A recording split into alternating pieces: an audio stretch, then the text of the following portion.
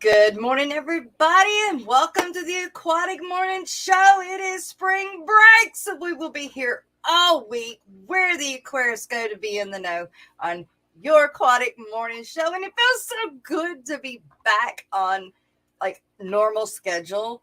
I mean, I know you guys are excited. I'm excited. I mean, what else are we going to do? We're going to have a good show. And my guest is working on getting his stuff up and prepared. I did another one of my things where I thought I scheduled somebody on one day and I have them scheduled on another, but that's okay because he was able to work it out and he's getting his stuff together. He will be with us momentarily.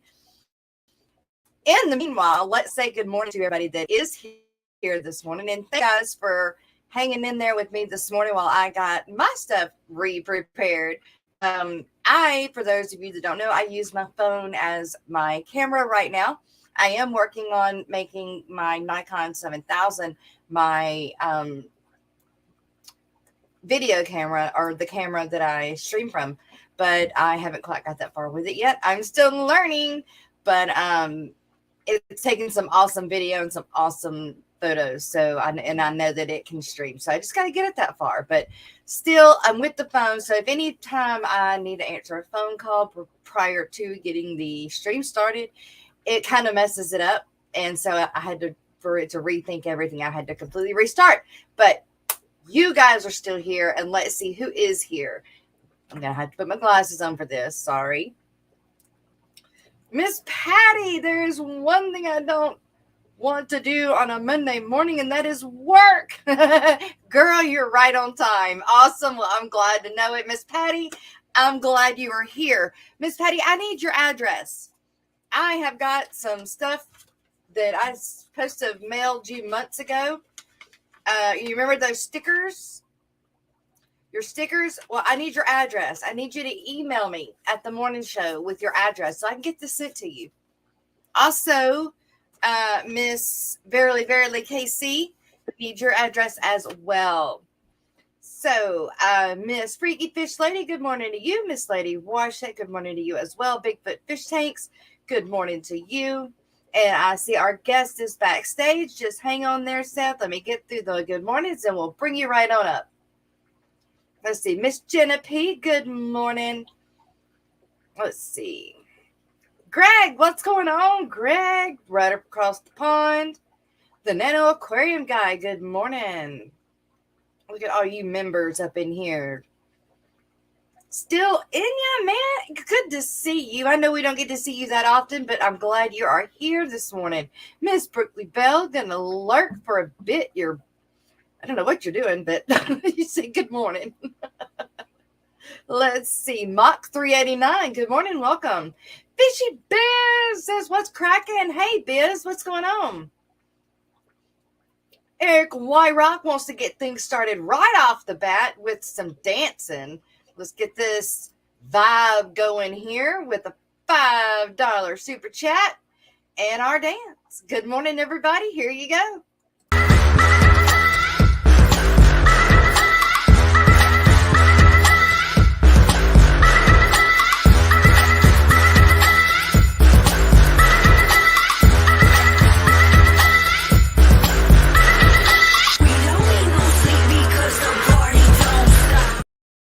All right. Thank you, Eric. Thank you so much.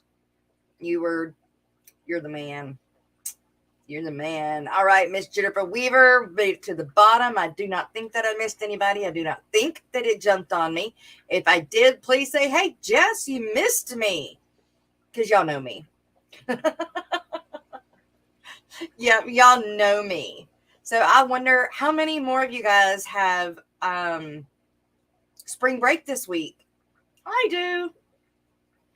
All right, Seth looks like he is about ready in the background here. We're going to bring him on up. We've got Mr. Seth here from Hubs Herbs. Good morning, Mr. Seth. How are you? Good morning, Miss Jess. How are you? I'm good. I'm doing good. Doing well.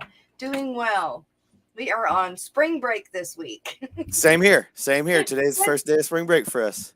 Good deal. Good deal. I was asking how many other people they're on spring break in sync with us. You know, You are right across the river, but right across the pond, a few rivers over in San Antonio, right? That's Texas? right. Yep. Yep. All right, which makes it a good reason why I seen you and met you at the Dallas. Let's see, what is that? What was it called? The reptile show. That was That's the the NARBC Arlington is the that one is we such a met at. mouthful. NARBC. Yeah, that's an awesome show. That's one of our staple shows. We've been doing It that was show for many years. huge. It Yep. really Yep. was. It was huge. Um, I'm not normally a frequent person to reptile shows, but I do like going when I can. But I was there specifically. I drove from Shreveport Bossier because that's where I live, which was only about 3.5 hour drive over to Dallas. But I was going after my milk frog tadpoles. Did you find them? I did. I was meeting, I have a man that I met in Dallas last year at the Aquashella. He had a big setup there, and I bought some milk frog tadpoles then from him then.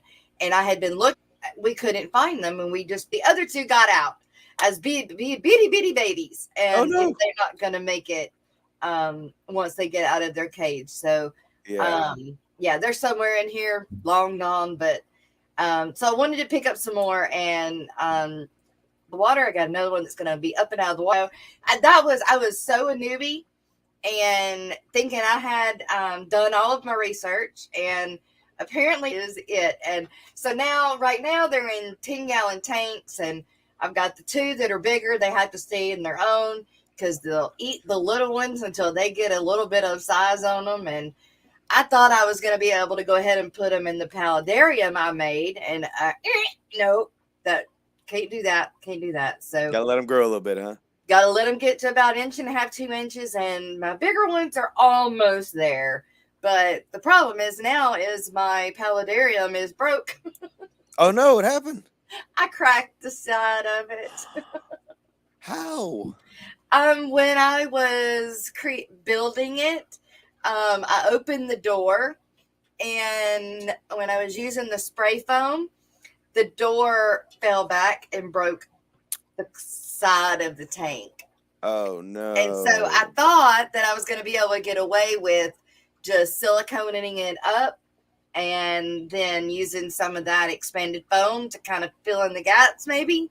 And it did really good, except for the one spot it leaks. So yeah, I'm going to just tear this one down and start over. I've got plenty of time, so I'm just going to start over. And now I feel like I know way more what I'm doing because that was my first paludarium build as well. Right. So, yeah. Well, I got a good one for you, Jess. Okay. For the NARBC show, you saw my bioactives that I had built there. Yes, right? yes. Well, I had one of the ones that I was building. My favorite one that I had done for that show was a 20-gallon tall on its end, vertical, and it had this huge, it was a tree knot that I had got from a friend of mine. He was cutting some trees down and tearing it all over. Yeah. Whenever I was over at his house. And so I had asked him if I could have this one piece, and I just had a good vision for like a cave, Okay. in an enclosure. Yeah. Well, I built this out, and it came out awesome. I had all kind of plants inside of it, just pouring out of it, and all kind of cave room out behind it. And then I got talking to my buddy that I got it from, and I was like, man, this piece of cypress really turned out good in this cage. And he's like, dude, that was cedar. I was like, oh no, are you serious? He's like, yeah, that's red cedar. So I went and did a bunch of research, and I couldn't get myself comfortable with even though some of the information that I found said that specific species of tree wasn't necessarily as toxic as some of the other cedars, but I was like, no, I can't risk that, Oh, So no. I've got this beautiful 20-gallon tank in my room right now that's just completely useless. I'm gonna try to tear out that wood and still salvage the tank, but I already had the door on it. It was all planted. It was like, that's the thing, is I was sending pictures of the complete thing to my buddy, and he was like, man, that came out really good. I was like, yeah, that cypress was perfect. And he was like, yeah, that wasn't cypress. I'm like, oh no, that does suck. Oh man. Yep.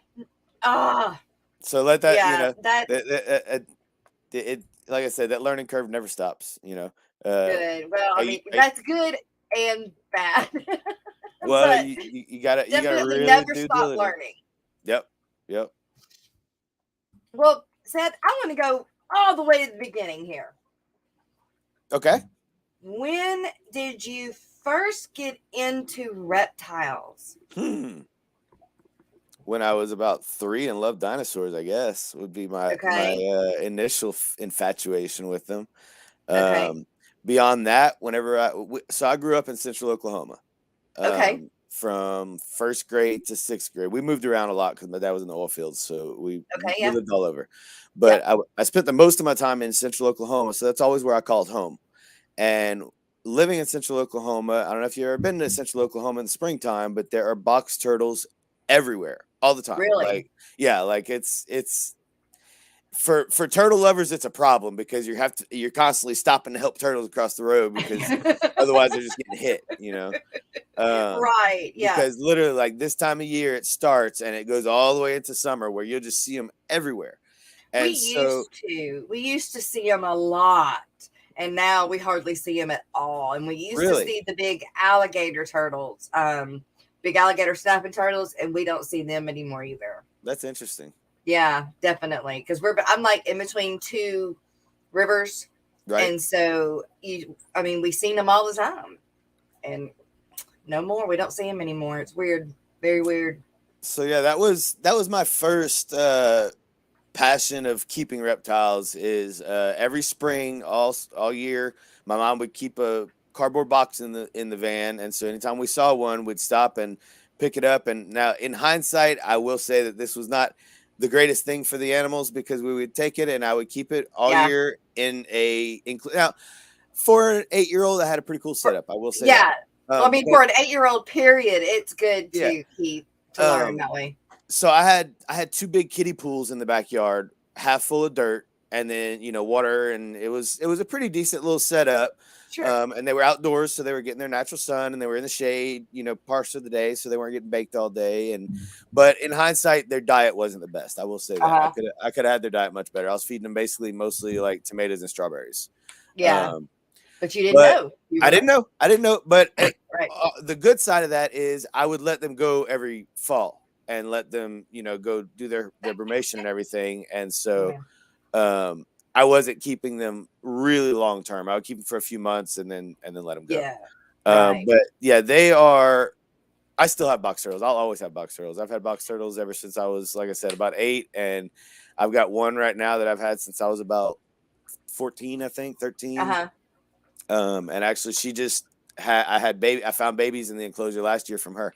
Um, Aw. so yeah, really cool species that I fell in love with right out of the gate, and that was definitely my initial love for reptiles, and it just kind of blossomed from there. Um, Aw. my dad wasn't super crazy about keeping reptiles inside, so I didn't get anything indoors until much later. My first reptile other than the turtles was a green iguana, because A everybody needs green a green iguana iguana, right? A four and in a half foot Texas. long. No, this was in Colorado. Okay. This is in Colorado. I was probably 13, 12 or 13, and Uh-huh. my parents got me a green iguana. It was a full-grown female, and she was in a 55-gallon tank, and she was so angry because she was in a Yeah. 55-gallon tank. Ooh. Um, and we got her, and they bought me a credit to my parents. They definitely nurtured the hobby a little bit. They bought me a big cage that was built by a Burmese python, or a carpenter that had a Burmese python, Okay. and it was 8 feet long, 6 feet tall, and 4 feet deep. And it had a big window. It had like a 2x4 window on it and a 2x4 door on it.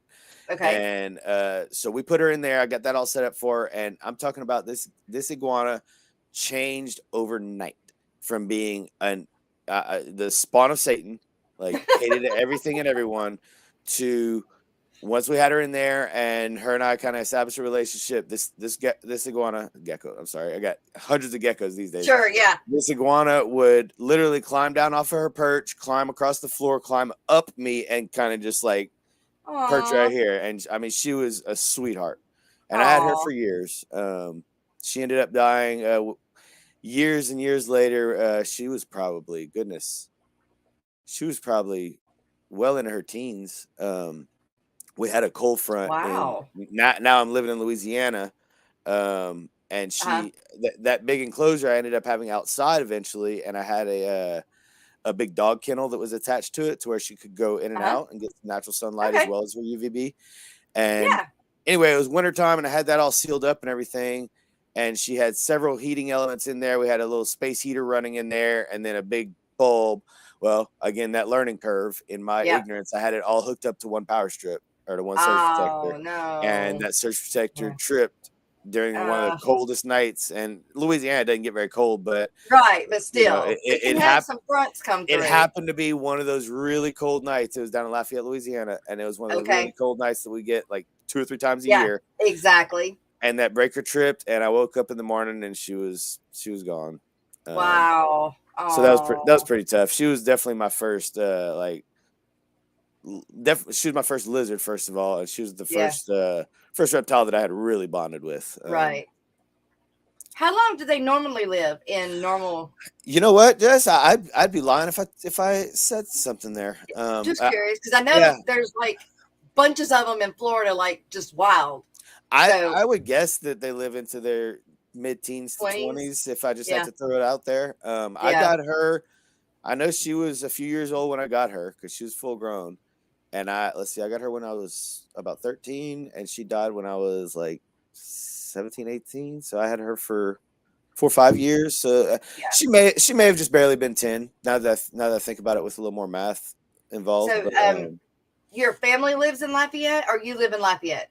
originally Originally. I lived in Lafayette, and most of my family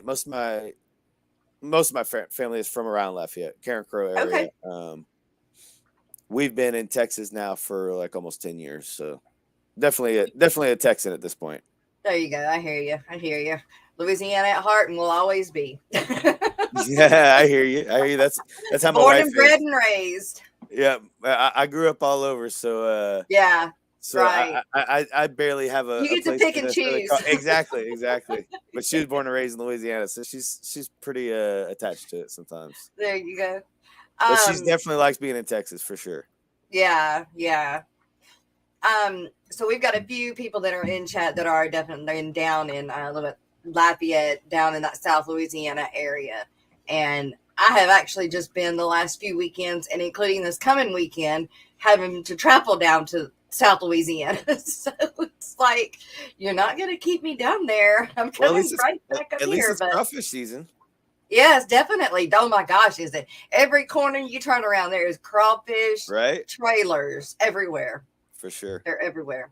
You have Mardi Gras, and then boom, crawfish is in. You know what? That's the thing that I miss the most about Louisiana is the food. Is it? Yep. Um, I always had a saying about Louisiana when I lived there and after I lived there. Louisiana's got good food, good women, and good bass fishing. And all right. I got my good woman; she can cook the good food, and I can always go back for the bass fishing. So There you go. I'm happy being in Texas, but I do miss the food for sure. Where did you bass fish at? Did you have a certain spot? Yeah, we went to Caney Lake a lot. That's up towards your end, Caney Creek Reservoir Uh-huh. over there by Ruston. Yep. And then I would do a lot of fishing at a refuge down near Lake Charles called Lacassee National Wildlife Refuge. I've heard of it. I've never seen it, but I have heard of that. It's one. primarily a waterfowl refuge, but that's part of what makes it the amazing thing that it is as far as a fishery, because it's completely shut down to boat traffic or fishing or anything from October 15th to March 15th. Oh, wow. So on March 15th, whenever it opens up and you get in there, these fish haven't seen a lure for 6 months. And they're usually in full spawn mode and just on their beds and just like the best time of year to be fishing whenever you first get in there. And so it's a really fun fishery. Wow. Caught a lot of big fish in there. I hear you. Well, that definitely makes it fun to catch the big fish instead of going out and catching all the little bitty bitty ones. Yeah, right. Catching the nanos. Do you do a lot of fishing? Well, moving up from that point of having the iguana, when did the geckos come into play here? Actually, they came and went and came back. Okay. So I had geckos when I was in high school. When I was a senior year in high school, I lived with a buddy of mine that was in college, and we both worked at a pet store. And at that time, I had a trio of leopard geckos in a big 40-gallon tank, and Okay. I actually produced one gecko like the last year that I had them. I had them for like, I don't know, 2 or 3 years. And then when I got in the oil field, my wife doesn't do bugs at all. She hates bugs, and initially she hated all reptiles and everything whenever we first met. Yeah. So whenever I got in the oil field, in I guess 2004ish, 5ish, I got rid of everything but my two snakes. I've had those since Okay. I have two ball pythons that I've had since I was like 14. Um, and they're still with me. They're 25 years old now. Wow. Those actually live a really long time. We can talk about those in a minute if you want. Yeah. But I got rid of everything but them because they are super low maintenance. You can feed them just, once every couple weeks and keep the fresh water. And so that was something that the fresh water was something she could take care of while I was away. And then whenever I was home, I would take care of feeding them. So I kept them, and I got rid of all the geckos. I only had a handful, but I got rid of them at that time. And I sometimes think back and wonder, like, if I had stayed with the geckos at that time, that would add another, like, 10, 12 years to how long I've been doing this. Where things might be, but if that had taken a different path. But anyway, here we are now. But I got rid of the geckos when I got in the oil field, and then whenever we had years of the oil field, and then we had children, and when my boys were like 3 or 4, we decided to get that was in 2013. We decided to get a few leopard geckos just from the pet store. I still didn't know anything about the whole breeding scene and the fact that there was, like, different tiers of quality and all that. I just would all the different DNA and colors. Yeah. That I was still completely ignorant to all that. Sure. So we got a trio from Petco and did the whole, cohabitum and doing most things incorrectly again, that learning curve, and did a little research, and we actually had some success. And the very first gecko we hatched from that group was, so all the geckos were normal looking, and the very first one we hatched was what's called a blizzard. And the blizzards hatch out like solid white with a purple head. Okay. They're really crazy looking. And if you don't know that you're expecting that, and you just see it, it's like, whoa, what is this? And so, of course, I thought I had something special and new, and that I was about to get rich, Right. Started doing some research and looking and asking around, and realized that what I had was, in fact, a morpher that already existed, and it was just a matter of unknown hets. And that's where the whole tiers of breeding with geckos, especially leopard geckos, comes in. Is the people that supply the pet stores like Petco and PetSmart. They do mass production breeding. They have no care of genetics. They just have huge colonies of geckos, and they're only focused on numbers.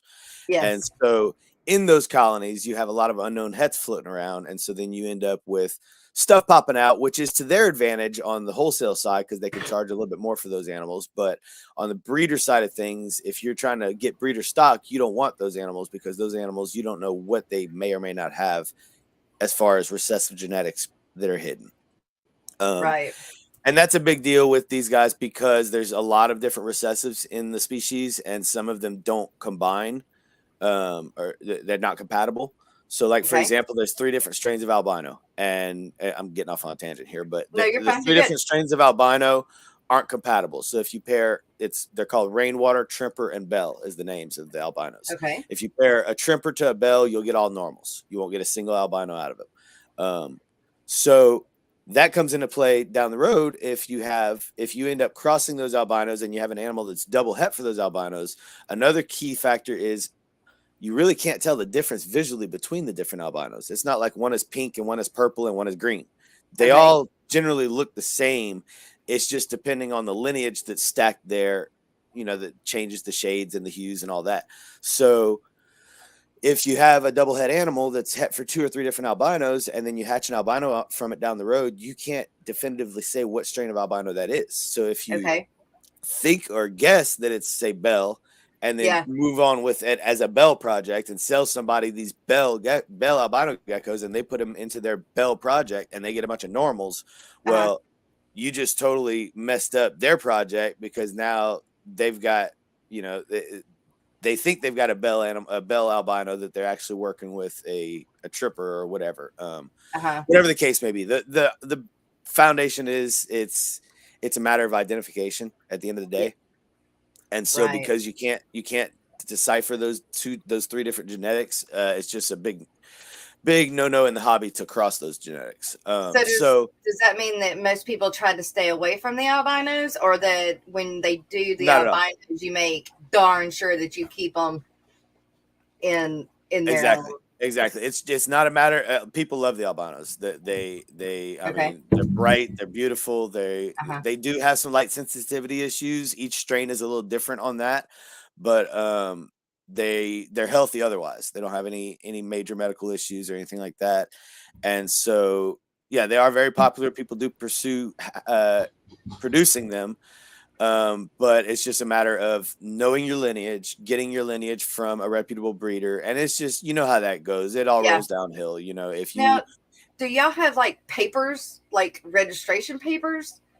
no, it's I don't know if that's ever something that anybody. It's kind of just a you build your reputation kind of thing. Like Right. it's probably very similar to the fish world, Yeah. where, you know, Right. you'll hear a certain breeder's name and be like, no, yeah, I'm not comfortable with anything that came Right. from him Right. or Yeah. her or whatever.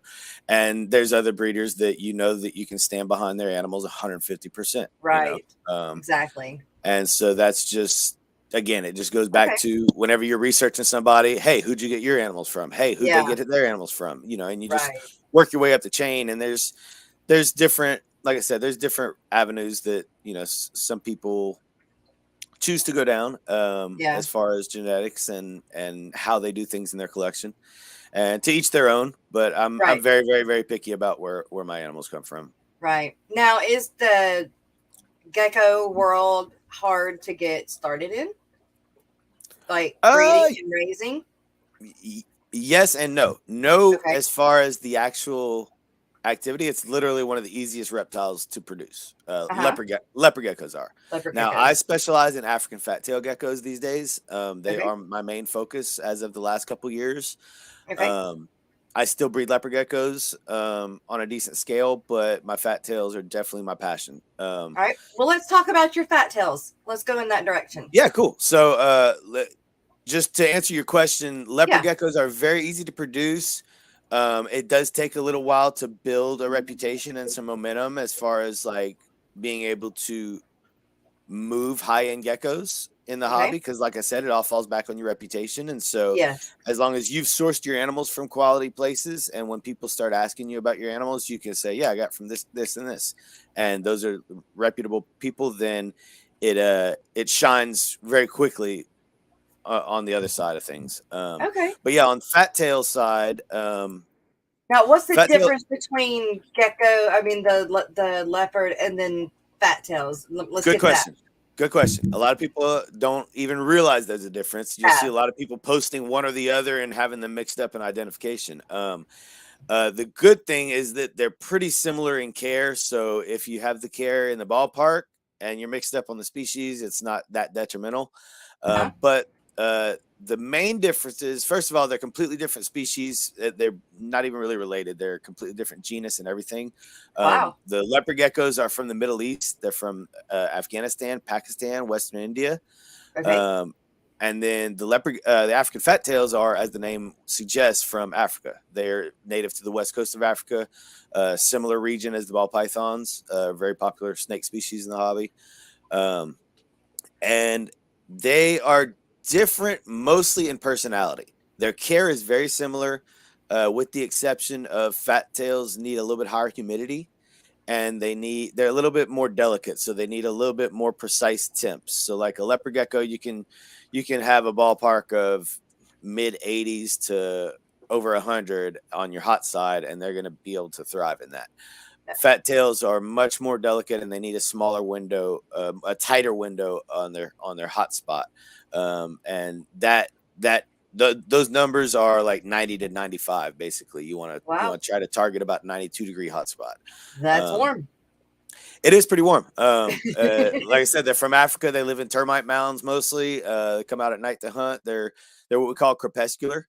So that's nocturnal, but they're most active at dawn and dusk. Okay. So they're purely insectivores. They only eat bugs. I feed mine mostly crickets and dubia roaches. Some of my babies will eat mealworms as well. Uh, but that's some of the main things about the fat tails as compared to the leopard geckos in keeping Okay. is their temperatures. Their humidity requirement is a little more specific and higher than the leopard geckos. So you want about a 60% RH with the fat tail. And I accomplished the humidity requirements with adequate humid hides in every single enclosure. So Okay. a humid hide is just a small Tupperware container that we keep dirt about half full, and we keep that moist. And for Okay. the leopard geckos, I just keep it barely damp, and for the fat tails, I keep it pretty wet, and that makes Okay. the enough difference in their enclosures to satisfy their humidity needs. Um, Wow. and then the other big thing about them that and is the main turnoff for some people is their feeding habits. Leopard geckos are very, very user friendly and will eat just about any bug you put in front of them, which makes them very easy because you can use mealworms, which are very easy to keep and use and gut load and everything. Mhm. Whereas fat tails, even if they're raised on dubia and worms, sometimes when they get older, they can get picky and want crickets only. So that alone is a turnoff for some people because some people just hate crickets altogether and refuse to use them. So I Now, always do you want to give them like you don't want to give them all just crickets? You want them to have more of like a balanced diet, just like we yes, do with the fish. We won't. exactly. Okay. All right. Variety of bugs is best Yes. if your gecko will accept a variety, and that's why I start mine out the way I do. Instead, a lot of people just start them on crickets and that's all they feed them. Wow. I start mine on dubia roaches when they're babies, Okay. and I have really good success with that. I'd say probably 95 to 98% of my babies start just fine on dubia roaches without any assistance, and then after they're eating dubia roaches for a few weeks, then we offer them mealworms, and about probably 60% of our babies will take mealworms. 60 to 70% of our babies will take mealworms whenever we offer those. So those babies then get both. They get dubia roaches twice a week and then worms once or twice a week. And then the babies that only eat dubia roaches just get dubia roaches only. Now we also feed a lot of variety in the gut load that we feed our bugs. So instead of just throwing carrots in there or just throwing sweet potatoes or just throwing potatoes, which are just water basically, for the bugs to eat, we give a variety that's a lot of dark leafy greens like kale, bok choy, collard greens, stuff like that. Sweet potatoes, spaghetti squash. That's a lot of and carrots as well. That's the veggies Wow. that we use to gut load, which is a term that we use for just Yes. packing nutrients in our bugs. Yes. Um, that's what we use to gut load our bugs with, and that's a salad that they get like several times a week, basically. Wow. And what I recommend to people that are keeping on a smaller scale is if you have gecko feeding day 2 or 3 times a week, just make your bug feeding day the day before gecko feeding day. That way, Okay. when you feed your geckos, your bugs are nice and full.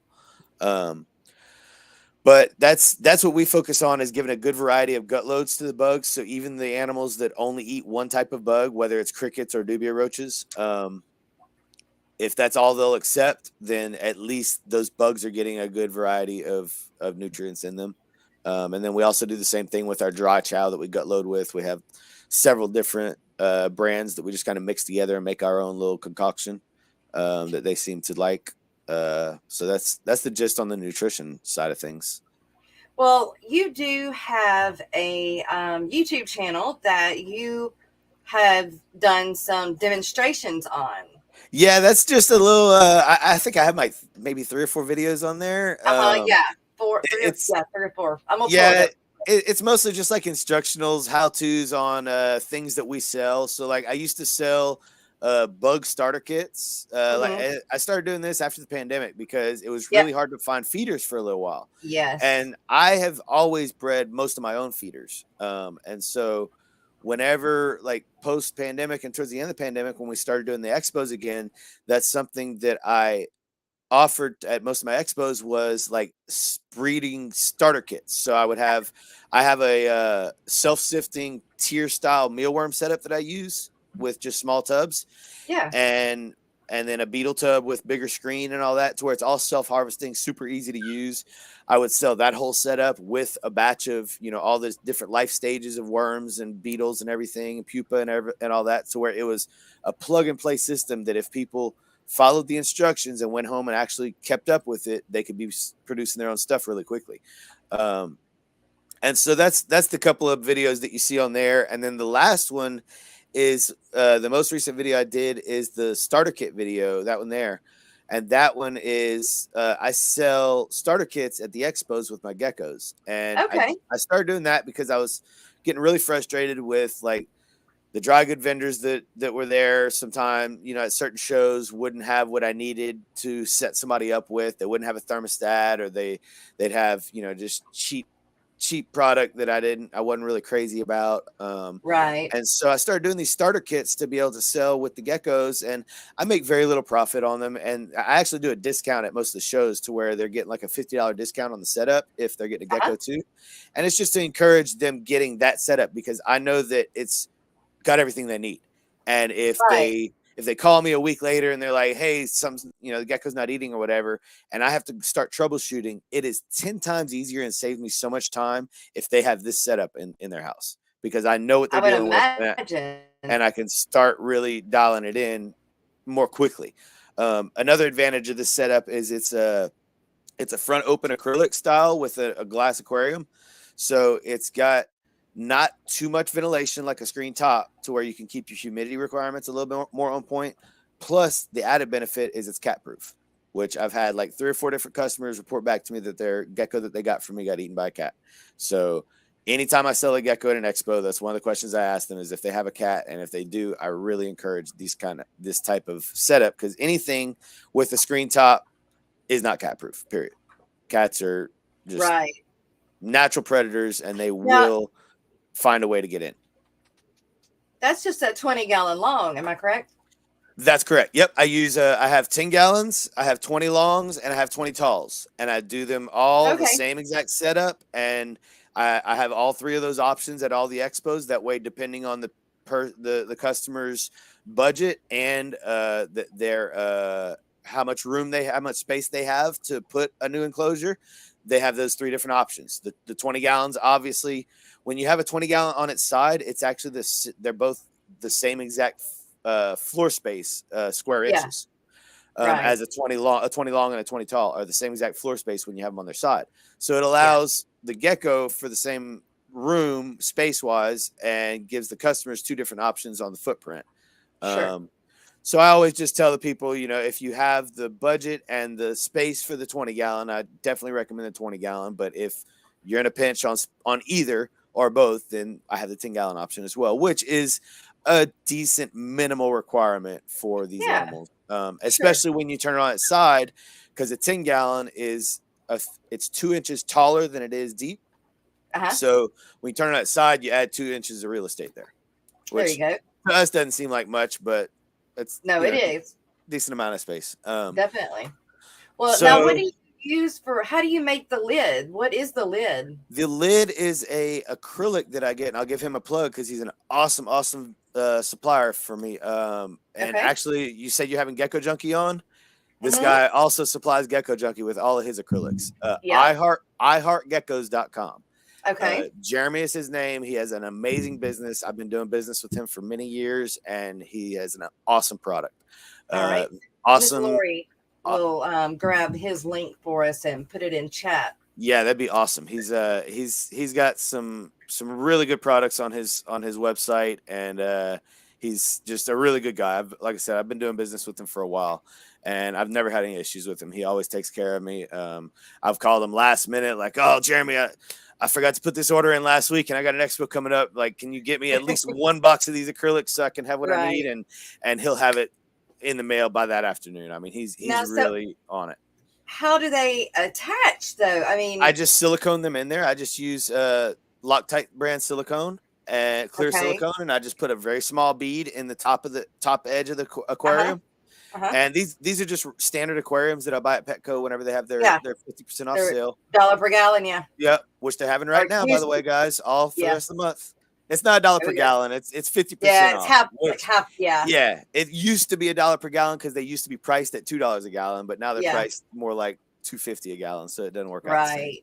But anyway, iHeartGeckos.com. Great guy. He's got awesome product. That's what I use there. I just silicone them in there with silicone, and they look really nice. They're flush to the. A little side note is I always order the 1/4-inch upgrade on any acrylics that I buy from him, just because I find that it's worth the money to do the upgrade. They don't warp as easy. They don't crack as easy. It's just a better product. So, okay, so you silicone them in. So how do you, if you silicone them, how do you get into the tank? Well, it's a front open. So he builds these acrylic inserts. They're a conversion kit is what they're made for. It's made to where you can take a standard aquarium, put this front open acrylic conversion on, and then turn it on its side. And so now you have a front open acrylic. And if you show the video, I'm sure I open it and close it. You can see that door. That door is open right now, but it's just it's a very simple acrylic front that's on there, and you can see the door laying down on the table right there. It's like 60% of the acrylic that opens and gives you a nice big door to access, and then there's ventilation slits cut on both sides of the door. Yes. So when the door's closed, they still have ventilation there.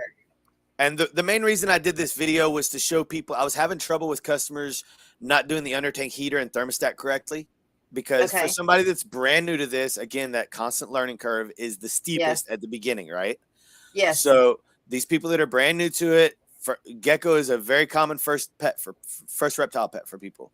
So as a gecko breeder, we deal with a lot of brand new keepers that don't know anything about any of it. And so I was having trouble with people putting it on the side of the tank or trying to get the thermostat probe inside of the tank, because you'll read all different conflicting information out there if you just Google this stuff, right?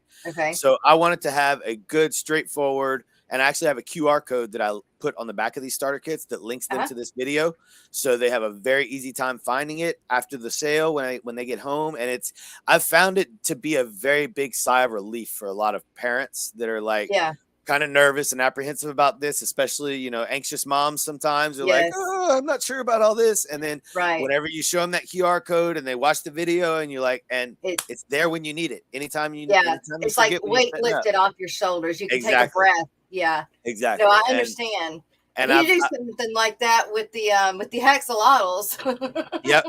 Definitely. That's another one that's a big starter species that a lot of people, first get into. Yep.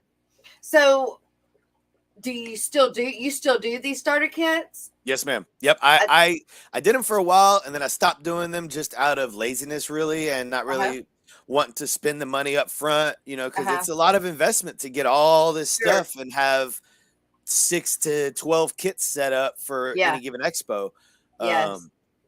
The thermostats are $30 a piece, $40 a piece. The under tank heater, $20 a piece. The cage itself, I mean, and this is my cost, Yeah, right. It's another 50 plus, and so the way I have it priced, like I said, if they're buying a gecko and they get that discount, I'm not making hardly any profit on it, but I have the peace of mind that they have the right setup, and I sell the gecko along with it, so that's always my primary goal is to place these geckos. But yeah, I stopped doing them for a little while, and then I started doing them again, and I've found that it is hands down twice as easy, and I sell more geckos when I have these on my table.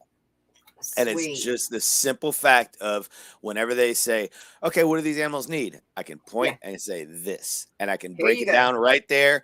They don't have the chance to walk away from my table to go to purchase their setup first and then get distracted by another gecko and be like, oh, well, this one's $20 cheaper and it's almost as pretty, so let's just go with this one. I'm a one-stop shop at this point with the setup. Exactly. And so I'm able to, like I said, they're getting a really good deal. I'm not trying to pull one over on anybody. This setup is very, very cost efficient, and it's a really nice looking setup. Could they get a screen top setup or an open top setup for a little cheaper? Yeah, definitely. but it's not going to look as nice. It's not going to be cat proof. It's not going to have the right ventilation. This is the best setup that I've found to be able to have a plug and play setup for people to start with. So And how would keeping humidity in one of those be?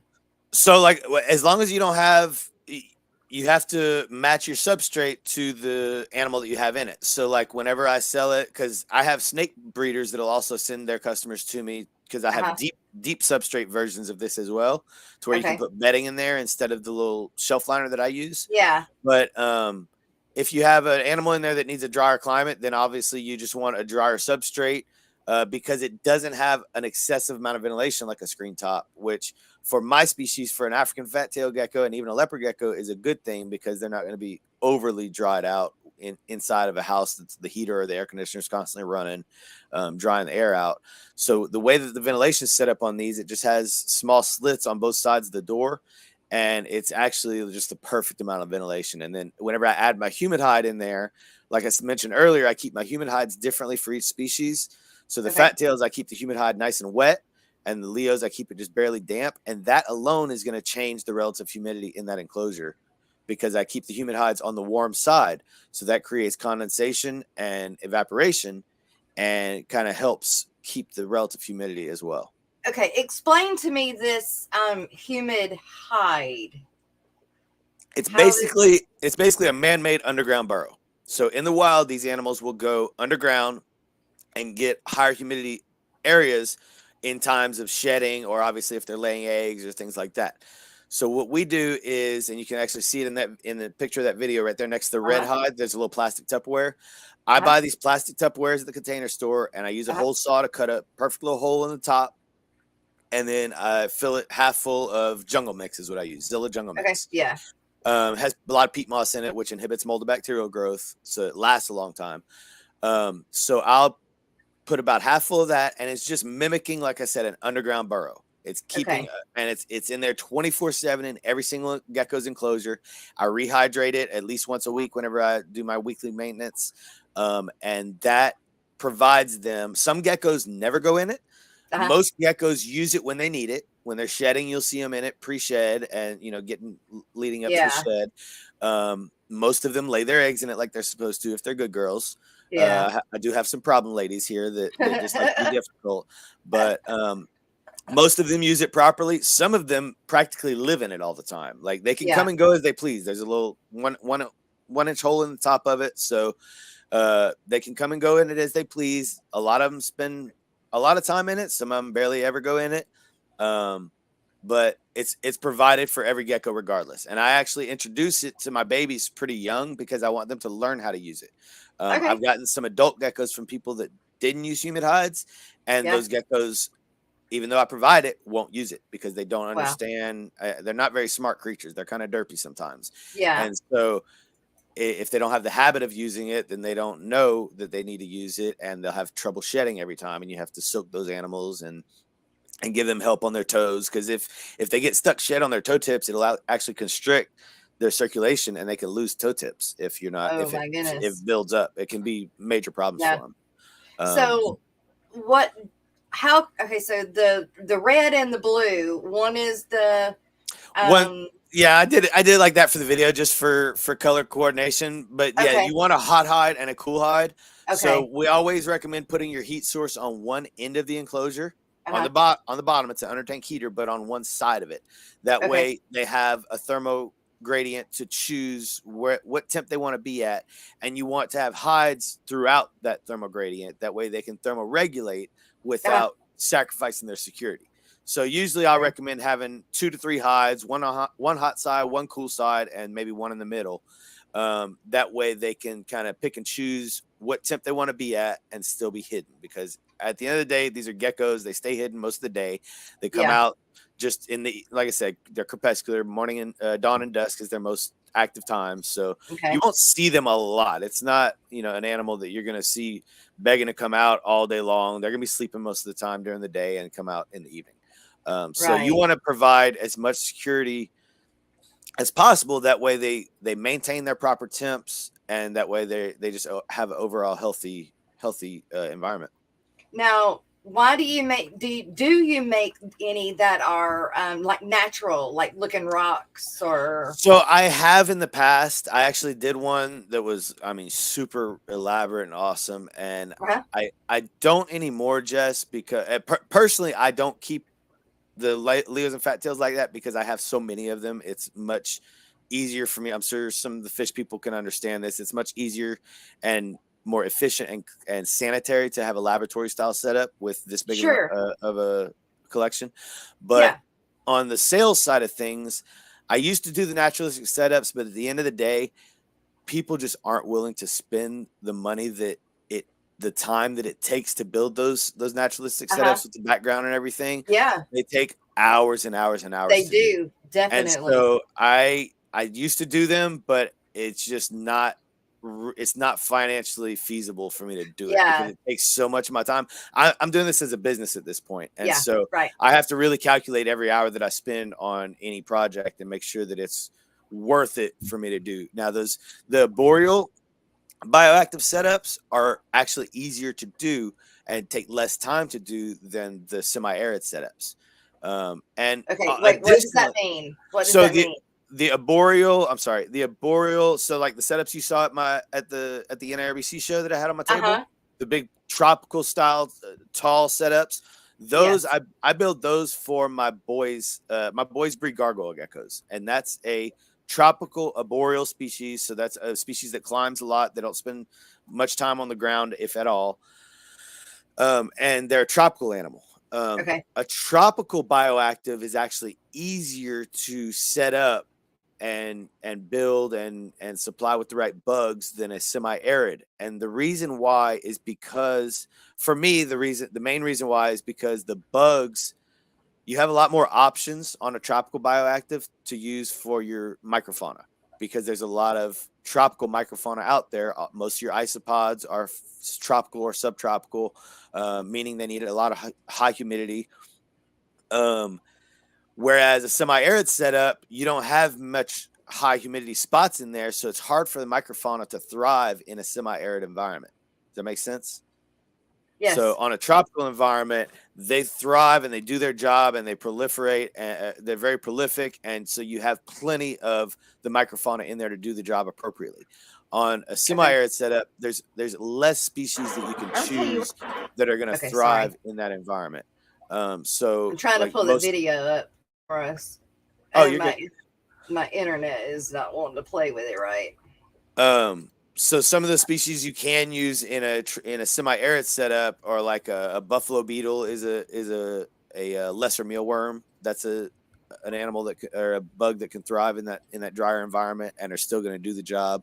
Um, Temperate springtails, which are a little harder to get, but even so, you still got to set up the semi-arid bioactive a little differently, and you have to make sure that you have at least one corner that stays wet This is because well, this is they need that high humidity area in that corner for the bugs to be able to stay thriving. Are you finding the enclosures? yeah.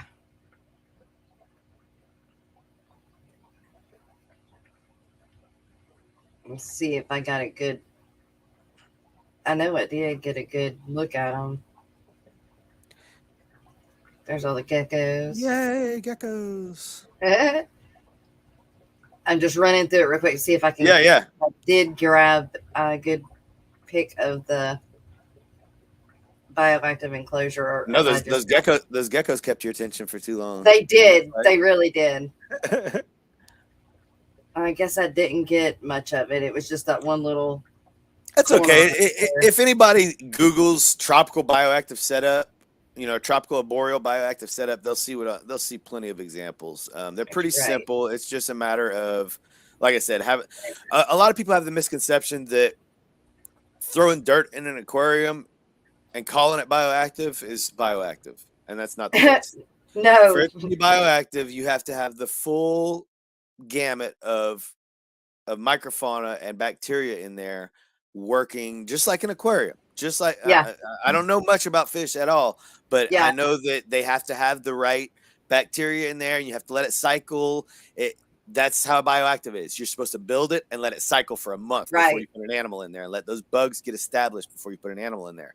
Right. Let those Just that plants we get have the rooted. nitrogen cycle that needs to Right. run through, which, Right. depends Same on thing.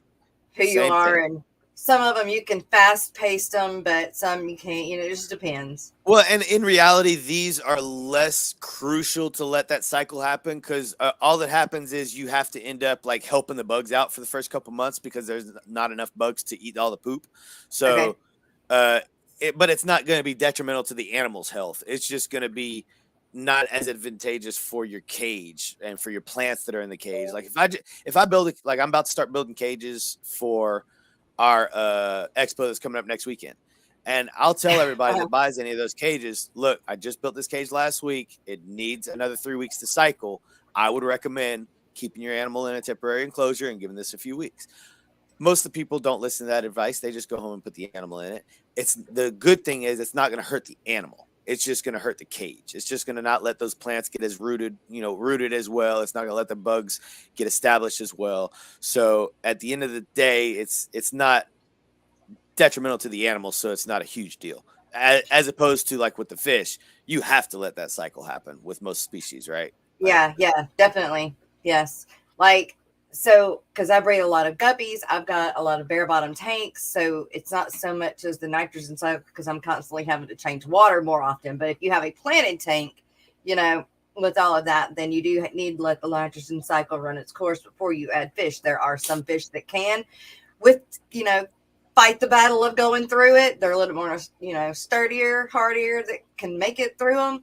But Right. in all actuality, you want them, you want it to go through the nitrogen cycle without fish. But you do have to add an ammonia piece there to make everything work. Right. So with the bioactive enclosures, you put the insects in there, but you need to let them establish and grow before you put the inhabitant in there. That way they've got the whole reason for the bioactive enclosure.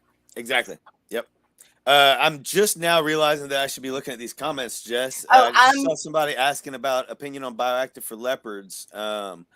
So Anthony's fish friends, like I mentioned just a minute ago, bioactive for leopards is a little bit trickier than a bioactive for a tropical animal, simply because of the less number of species that can function in there. So it's just a matter of, like I said, having a good humid corner for that microfauna to exist in, because even if they just have a corner to live in successfully, they'll still come out and do their job at night. So if the gecko poops all the way on the dry side, those microfauna are still going to travel over there because that's the only source of nutrients that they can find. So they're going to go get it and then go back and live in their hydrated corner.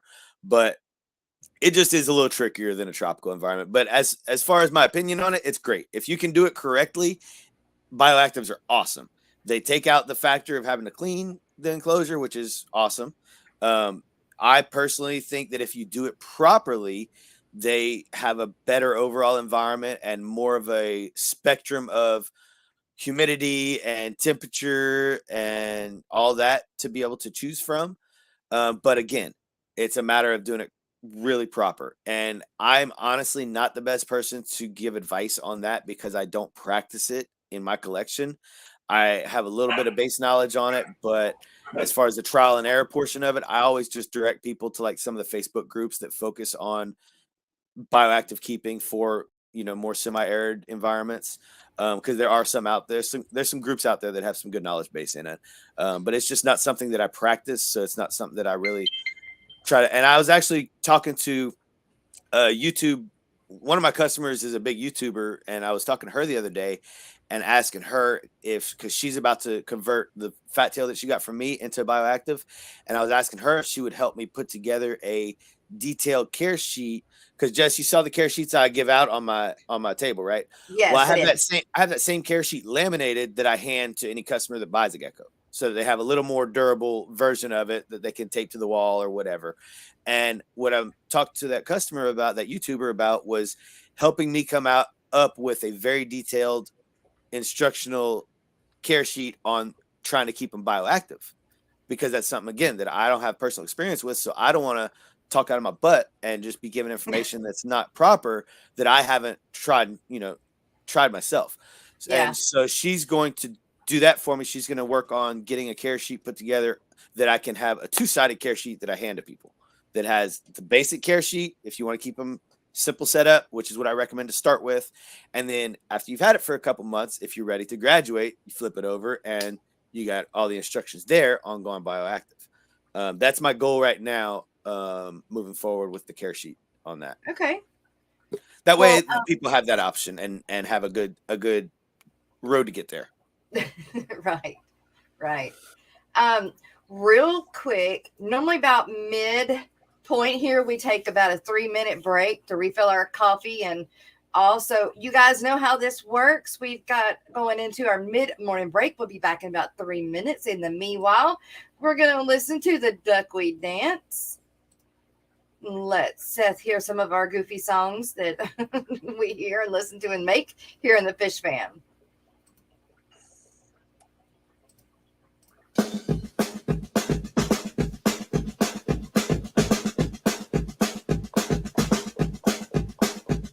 Are you ready, Steven?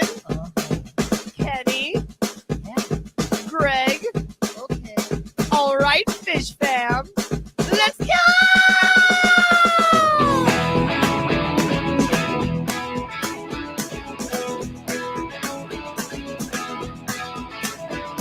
Oh, it's been getting so hard living with you floating in my tank.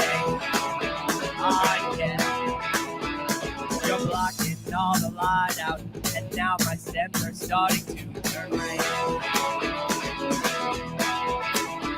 I see you plant in the back. As a matter of fact, it used to be as red as the sun.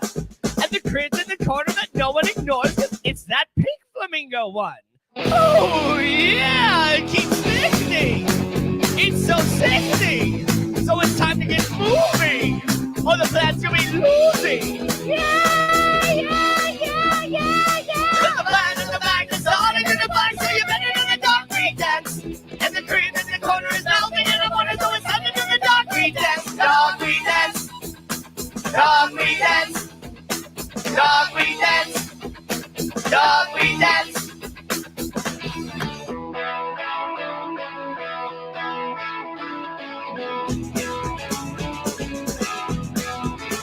Oh, I'm reaching in for something, but duckweed is all I seem to find. Oh, and all it takes is one piece, and then it's super mega multiplied. And the plant in the back is bent with a crack. I think that it just might die. And the crit in the corner is already a mortar. It melted right before my eyes. Oh, yeah, I was so hectic. I'm feeding my septic. I'm hardly breathing till this duckweed is leaving. There's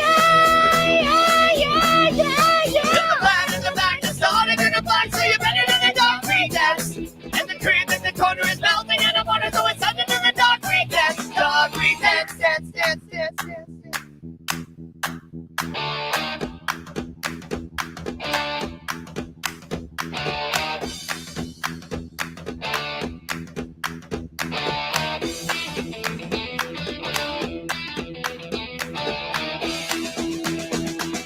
Oh, yeah, it keeps sickening. It's so sickening. So it's time to get moving, or the plant's gonna be losing. There's a plant in the back that's starting in the black, so you better do the dark green dance. And the green in the corner is melting, and I want to go inside and do the dark green dance. Dark green dance. Dark green dance. Dark green dance. Dark green dance. Dance, dance, a duckweed dance. Dance, dance, a duckweed dance. Dance, dance, a duckweed dance. Yeah, duckweed dance.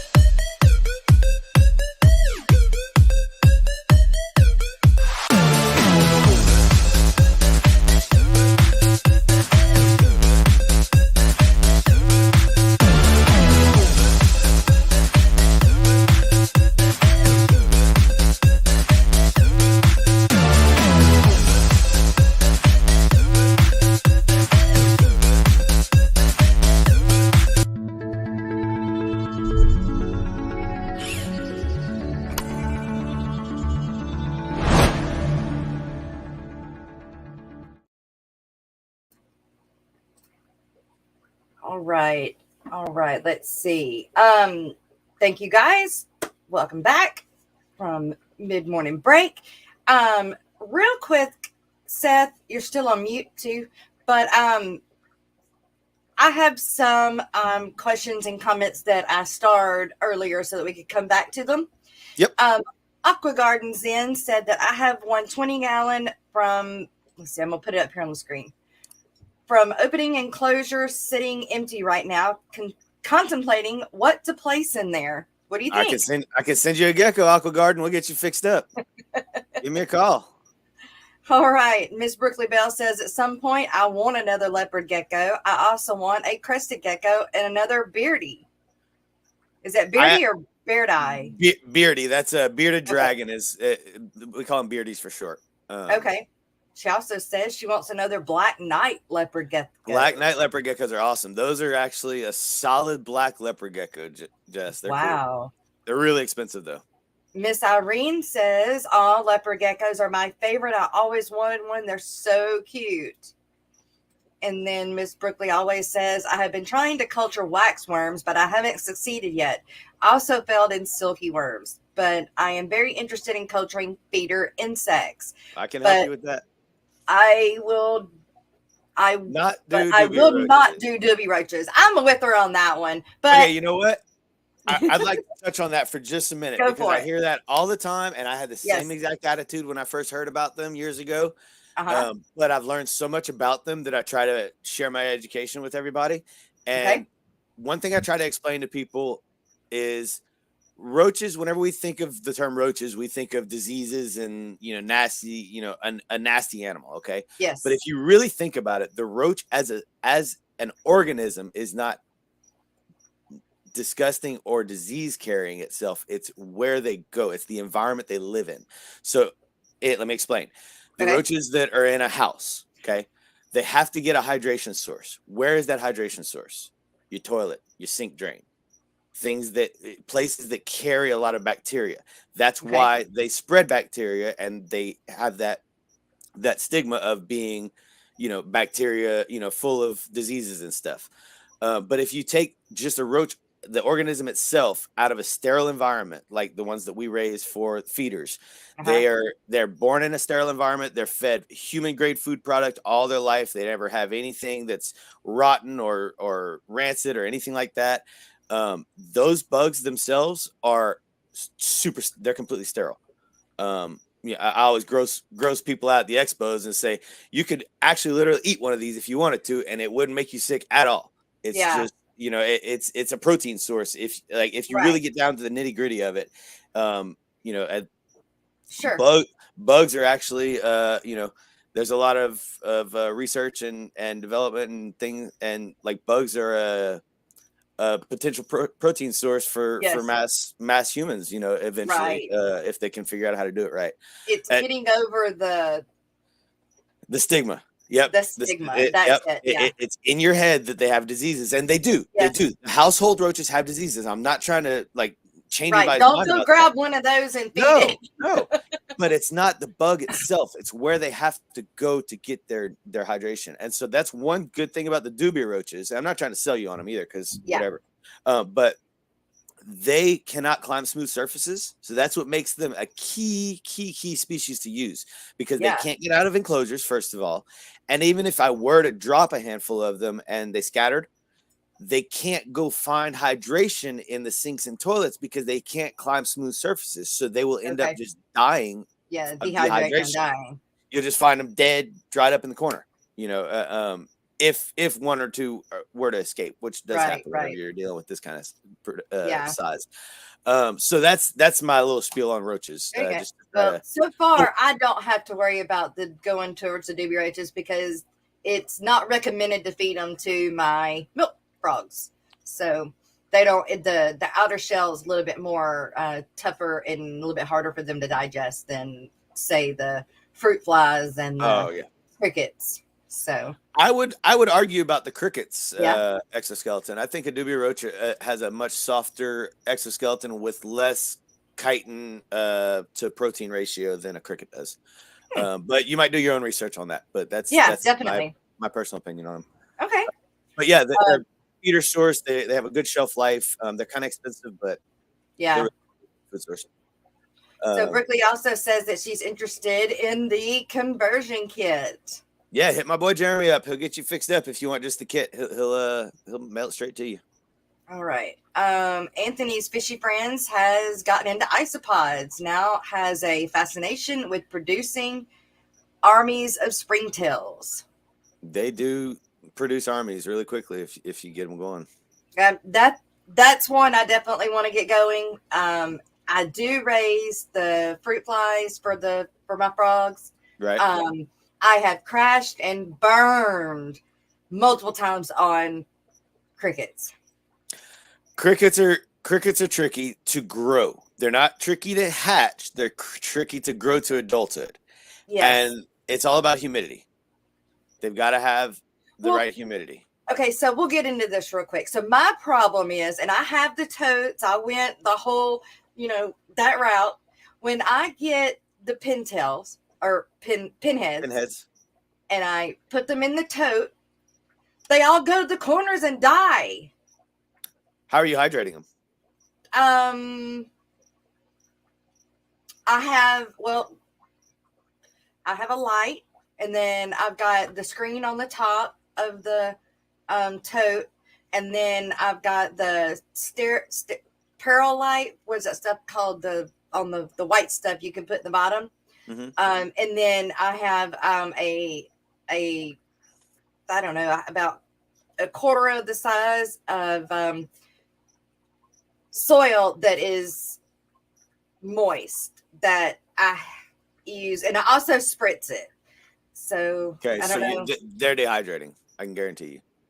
So but when you put them in there and they automatically go to the corners and die, they're dehydrated, like boom. Pinheads have to have hydration 24/7. If they're without hydration for like less than an hour, they start dying. So how do I keep them from going to the corners like that? You said a light. Is your light in the center of the? My light is kind of off to the corner, but that hasn't really seemed to have made a difference. That's for heat.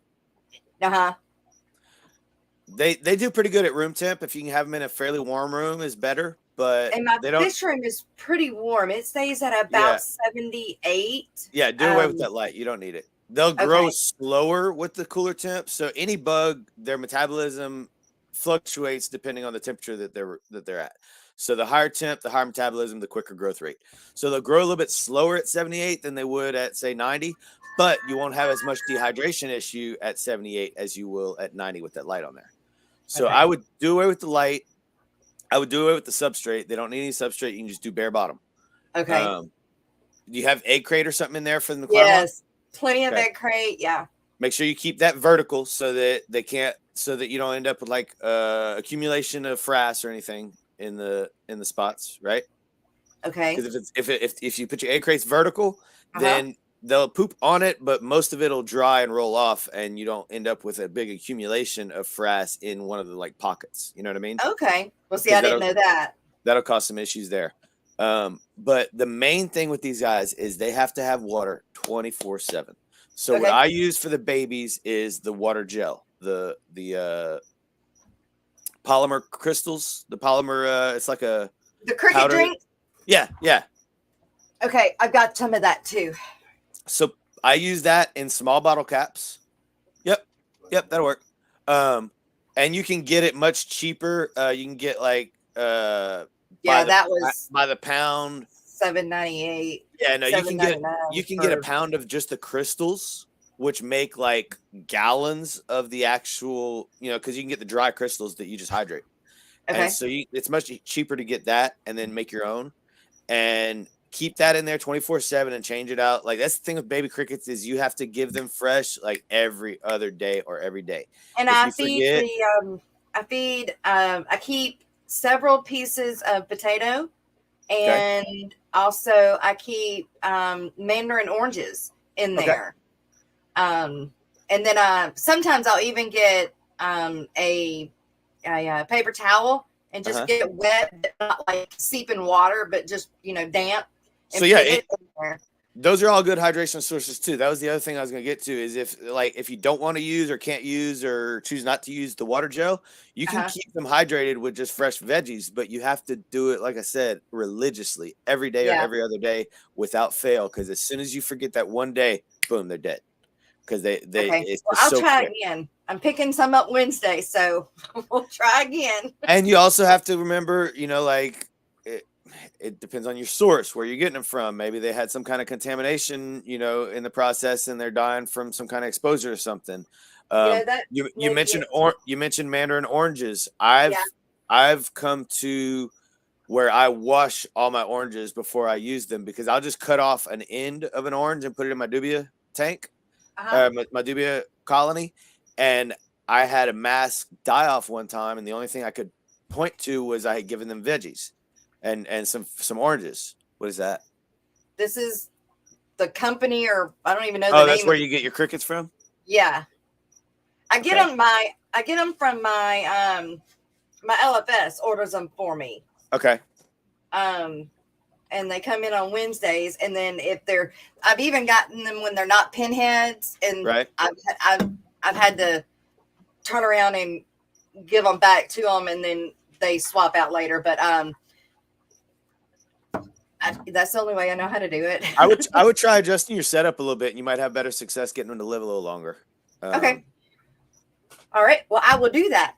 But let's see, real quick, moving on. Miss Brickley Bell says also, with a bioactive enclosure for leopards be similar to a bioactive enclosure for bearded dragons? Very similar. Very similar. You don't need as much heat for a leopard gecko setup as you do with the bearded dragon, but as far as the bug population and everything, identical. And then Miss Caro says, springtails are ambitious, aren't they? Like, what is that? Semi-aquatic. Yeah, amphibious, semi-aquatic, yeah. Okay. Why don't we use those in our fish tanks? I know people find them on floaters sometimes. Like my flightless fruit flies, I always have tongue-tied with that. But my fish will nip or get some of them, but they stay on top of the water, and then they jump off. They get out. They jump off of the water, and quicker than my fish will bite it or eat them, because they're so used to eating all of the other food that I feed them. They're not used to eating or hunting for their food on top of the water, if that makes sense. Well, springtails are going to do the same. Springtails float. So if you fed them, if you use springtails for a food source in your tank, it would be the same effect. They would be floating. But they're smaller than their flightless fruit flies, so they might work if you have something really, really tiny that you're trying to feed. Because they're super small. The babies are almost microscopic. Okay. I might try that again. But I do want to try raising some more springtails. And that's the other thing. Springtails are super easy. Like, as long as you remember to feed them and you keep it wet enough and don't put chlorinated water, which, y'all are apt to that already. Definitely. Yes, we are avid about it. Aquatic moose end roach bias. That's right.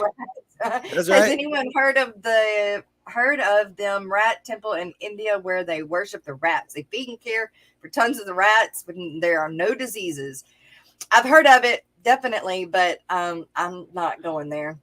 I will say I'm not a fan of rats. No. I'd rather deal with roaches than rats. Yeah, definitely. Crickets sink, grasshoppers don't. No, crickets stink, grasshoppers don't. Crickets do stink. But I will say dead crickets stink mostly. Yeah. More than just crickets themselves. And that's the thing, is crickets die very quickly, so they can get stinky quickly. Let's see. You could maybe use a seedling mat or something if you wanted. Those don't get as hot, in my experience. Yeah, for the crickets, that would be an option if you needed some extra heat. But like I said, if your room is 78 degrees, that's plenty warm enough. They'll thrive at that time. Well, I wasn't keeping it that cool, and then I had to turn around and do it because my frogs were getting too cold at night. Mm-hmm. So, yep. No, if that's your average temp in there, that's perfect for them. Like I said, they won't grow very quickly, but you're not wanting them to grow real quickly anyway, right? You're wanting them to keep them not alive and keep them that size. So yeah, exactly. You're actually better off without the heat source and just. If I could take half of them and go ahead and raise them so that I'm always having pinheads, then that was the idea. But right now, if I can just keep the pinheads alive, that's step one. Well, definitely message me or call me, Jess, and I can Okay. go into a little more detail about raising crickets because I did it for a long time. I'm not breeding my own anymore because my consumption is just so crazy high right now that I just didn't have the time or energy or ability to. But I can definitely help you with some of the little tricks there. Okay, sweet. Definitely. Lady Warshik says, I would love to go into the bioactive approach with a leopard gecko enclosure. Miss Lady Warshik, I don't know if you were watching at the beginning, but you need to go check out that conversion tank that his friend makes. Definitely pretty cool. Yep, pretty cool deal. iHeartGeckos.com. There we go. Okay, I made it to the bottom of chat, so let's get back. Let's see some geckos. No, look at some geckos. I pulled a couple aside that I wanted to show you. I'm gonna make you big.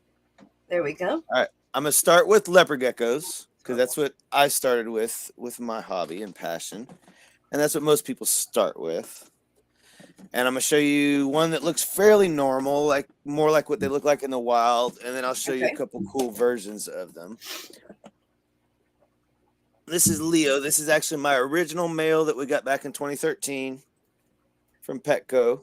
I'm gonna point this down a little bit. Oh, wow. So that's what you would consider more of a normal or wild type leopard gecko. You see where they get their name, all the spots with the yellow background.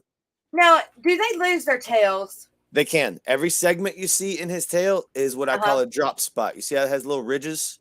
Yes. Every little ridge is a different spot that tail can drop, and it has little fingers of flesh that break out, and it makes it to where it heals really quickly.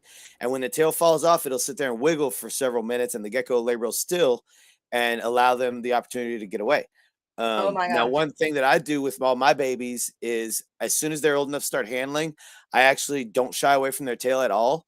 And then as they get older, I purposely mess with their tail and hold them by their tail because, and now you don't want to like swing them around by their tail, but whenever I'm picking them up off a smooth surface, I will actually use their tail as a tool to kind of help scoop them up and that's what I teach people at the shows too, because first of all, I take the time and the attention to try to kind of desensitize my geckos a little bit so they're less likely to drop their tail.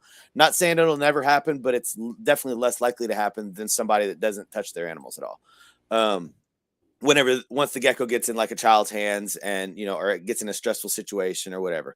But that's why they drop their tails is because that's why they drop their tails. It'll be a combination of events. It'll be a stressful situation combined with touch on the tail. And it doesn't even have to be touch on the tail. It can just be stressful enough situation that they'll drop their tail. They'll drop it sometimes in shipping. I've heard of just loud noises making the gecko drop its tail. I had a gecko drop its tail just in its tub. I don't know what spawned it to, Do they grow them back? They do regenerate them. Yes. Okay. But they don't look the same. They're more bulbous and they have a different pattern on them when they regrow. It's literally Mother Nature's finest trick. In the reptile world, if you ask me, because so kind of like the little geckos and the little green lizards you see outside, their tails come off, but they do come back. Yep. So while we're on regen real quick, I'm going to pull out a fat tail to show you a cool regen that I have. Okay. One neat thing about the regeneration is so they come back different. Like I said, they come back bulbous, more bulbous. So you noticed how the tails are fat already, even on the leopard gecko that's not named a fat tail. They still have a big fat tail. That's where they store their extra nutrients and water and stuff like that. Okay. But it also looks similar to a head, right? Yes. So that just helps confuse a predator, and hopefully they grab the wrong end, which will fall off and not be detrimental. I'll be that gum. Now, this is an African fat tail that I bought her with her regenerated tail, and I'm going to show you real quick. And I want y'all to try to guess which end is the tail and which end is the head, okay? Okay. It's tough, right? The one pointed down. Isn't that Which tough? one's the head? That's the head. Wow. Yeah, that is definitely hard to see. If it wasn't for that black dot. Yep. And look, even the tail, her original tail would have looked just like the base with no pattern at all, just that base color. And look at the regen. It developed pattern to make it look even Wow. more like the head. Isn't that amazing? Wow. That is definitely pretty cool.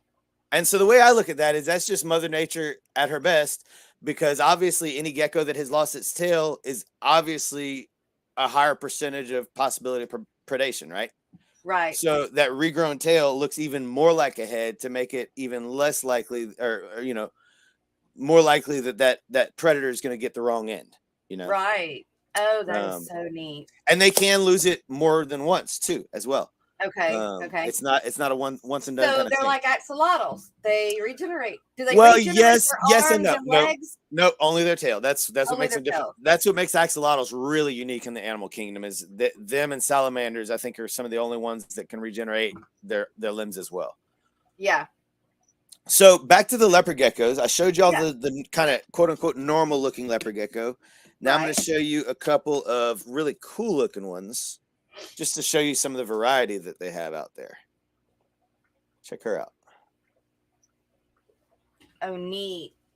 Now, is that an albino? This is an albino. Yep. This is this is called a high contrast shrimper albino.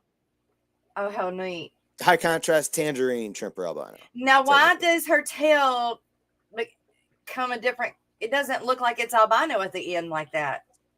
Yeah, there's no black. There's no black pigment. There's just like some shades of brown or pink, but there's no black at all. And her eyes don't have any black pigment at all. Oh, wow, look at that. Now this strain of albino isn't very light sensitive, as you can see. She's got her eyes open. I'll show you. Yeah. The next strain of albino I'm going to show you is very light sensitive, which they do just fine. You just have to be considerate, you know, whenever you have them out and stuff. I try to typically have it in a more dim lighting setting so that they can see, because otherwise they just keep their eyes closed mostly. But this is another strain of albino. Ooh, and her tail's brighter. Oh, well, she's keeping her eyes open for me. She's making me a liar. She's so cute. Oh, they're so cute. And crazy colors. She's got greens and oranges and definitely. And then this is another version of the leopard gecko. This is my main morph that I kind of first focused on. It's called a bold stripe. So instead of the speckles all over like the first one that I showed you, this guy's got nice bold striping that goes from head to tail. That's pretty neat. Ideally, you don't want any breaks at all. You want, you know, a perfect bold stripe is head to tail. But this is the guy that I grabbed today because he was out and looking like he wanted to come out. He's pretty cool, isn't he? Now you came up with those lines. No, that's a project that's been going for decades. I did definitely refine that project quite a bit. I have some of the better ones, if I may say so myself, out there. There's a few other people with similar quality, but it's just like everything else. You have a huge variety and quality on everything. ABC Biotope Creations is asking, do you have any? Oh my goodness, I can't say those words. Lychee or lychee. No, lychee? I don't personally keep any New Caledonian species. So lychee is short for Leachianus. That is the world's largest gecko. They get really big, like the size of your forearm. Oh wow! And they are an arboreal tropical species, like I was talking about earlier. And my boys actually keep species that is from the same islands, from New Caledonia. We call them New Cal species because they're all from the same little cluster of islands that's off the coast of Australia, I believe. Okay. And my boys keep gargoyle geckos, which is one of the smaller species of geckos, or one of the mid-range size species of geckos. And they look like little alligators. They have cool little like structures on top of their heads and stuff. Oh yeah, I've seen those. I'll go grab one in just a minute. Okay. But this is another leopard gecko. But no, I don't keep any lychees or chihuahuas. My boys have gargoyles, and that's the only New Cal species that we keep. But that's my boys' project. I have 14-year-old twin boys, and that's something that they invested in. Well, I bought them their first one when they were like 8, and they've been investing their own money in that since then. And now that's their whole own thing. They have a collection of geckos that they're producing babies off of, and they sell at the expos. And I'm hoping Do here they in a go few with you years. to the same They expos and stuff? they used to come more often, but Yeah. their soccer is life with them. They've got a lot. They're big into club soccer and all that, and so a Uh-huh. lot of times the schedules conflict, and so I either go by myself or my wife comes with me to the expos. Right. But they usually have stuff going on the weekends at this age. Okay. Miss Lady Warshik says, is the bulbous generation due to the excess muscle tissue development in the regrowth process? I don't know the answer to that question, to be honest with you. I always just kind of assumed, like I said, just kind of Mother Nature at her finest, like making it more of a head-looking structure, head-like looking structure. But I honestly don't know if it has some kind of, biological or muscle generation approach. I don't think, because there's not much muscle in the tail. It's a pretty fatty. Yeah. Huh. She says that's a good approach. Get them acclimated to being handled and reduce the future stress. Desensitization is the key. That's it. Yep. Okay. Yep. Let's see. And she would love to have a female snowmorph. Oh, we've got some cool. We got a gym snow line that's really cool looking. They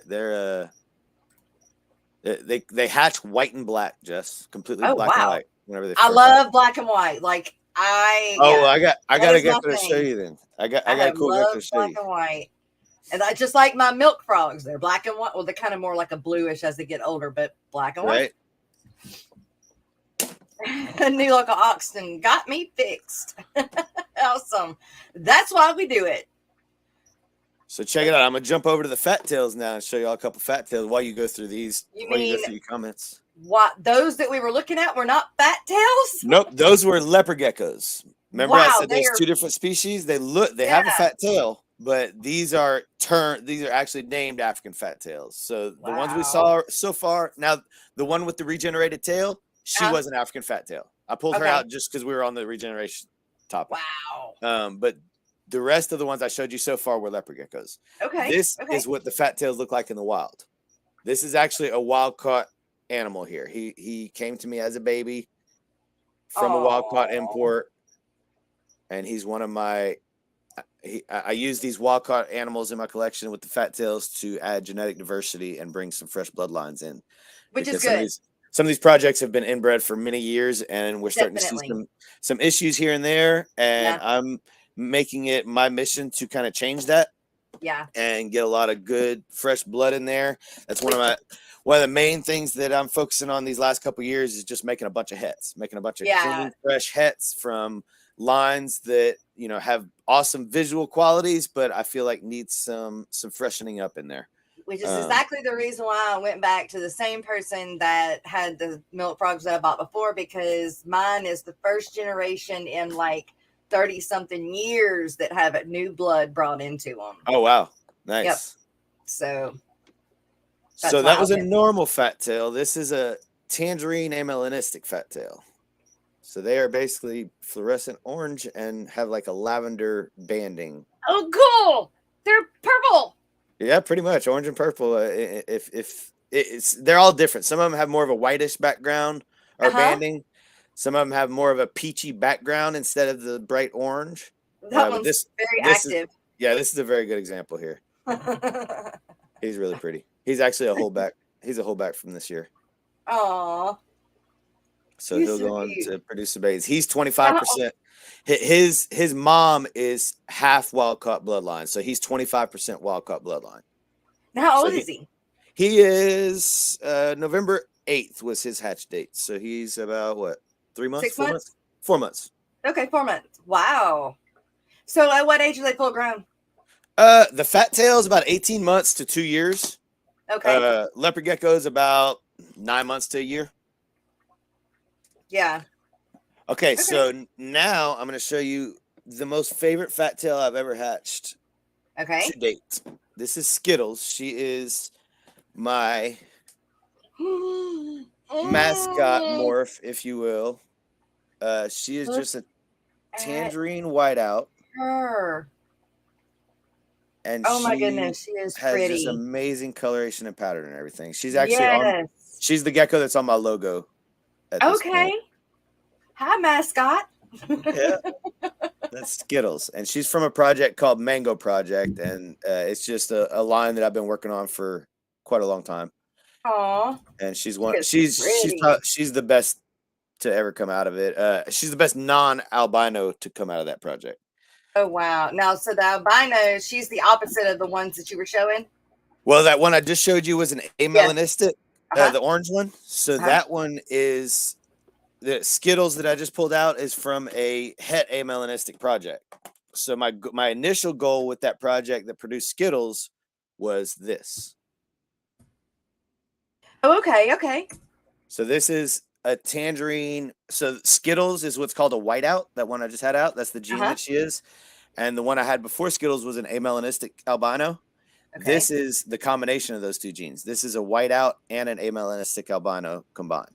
Oh, wow. So you have the whiteout breaking up the pattern and making some cool background hues and shades. And then definitely the tangerine. Different. Yeah. With the purple.